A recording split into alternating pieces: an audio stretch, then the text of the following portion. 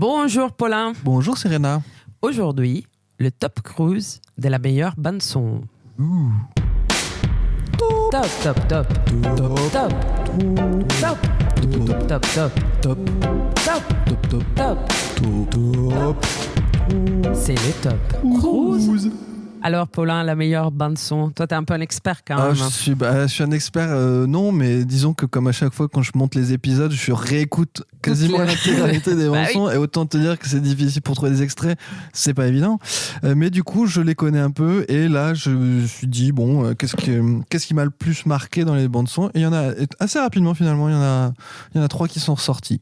Donc je me suis dit, je me suis arrêté. Les 3 premières auxquelles j'ai pensé, je me suis dit, je m'arrête là. Je les mets dans l'ordre, et puis on verra quoi. Ok. Donc là, c'est un vrai top 3 et tout. Attention. Numéro 3, la bande-son de Magnolia de Amy Mann.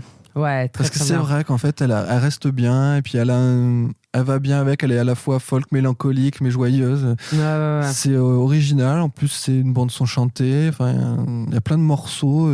C'est très, très beau. Ok. Ah ouais. Voilà. Du coup, celle-là m'est revenue assez vite. Donc, je me dis, allez, Magnolia. Numéro 3. Numéro 2, celle qui est pareil, je pense qu'il est très très associée à Tom Cruise aussi, c'est celle de Top Gun, premier du nom, parce qu'elle est en fait, tout le monde s'en souvient très vite, et surtout en fait, elle marche trop bien. Tu l'écoutes et ça te raconte le film. En fait, rien qu'en l'écoutant, c'était bon, t'as tout le film, tu l'as compris. Bon, c'est pas très compliqué à comprendre, on va se calmer. Oui, mais quand même. Mais en fait, elle marche bien. Alors après, elle est méga kitsch, elle est très années 80 et tout, mais elle marche d'enfer, quoi. Oui. Donc, celle-là aussi, pareil, elle m'est revenue assez vite. Et la numéro 1, là, c'est vraiment de la préférence, c'est celle de La Firme.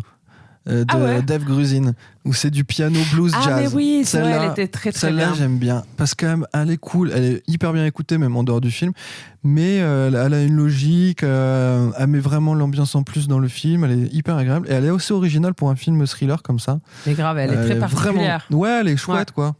Tu trouves piano blues, en fait, qui pourrait pas forcément... Tu te dirais pas ça pour un thriller, mais en fait, ça marche vachement bien. Et voilà. C'est vrai, j'avais oublié, mais c'est vrai que... ça doit être c'est la première qui m'est revenue. Ouais, celle-là m'avait beaucoup plu, ouais. Ouais, je cherche désespérément le vinyle depuis, mais faut que je vais le trouver un jour. Si quelqu'un écoute, c'est qu'il a, il me l'envoie. Cadeau. Eh ben merci Paulin. Avec plaisir. À demain. À demain.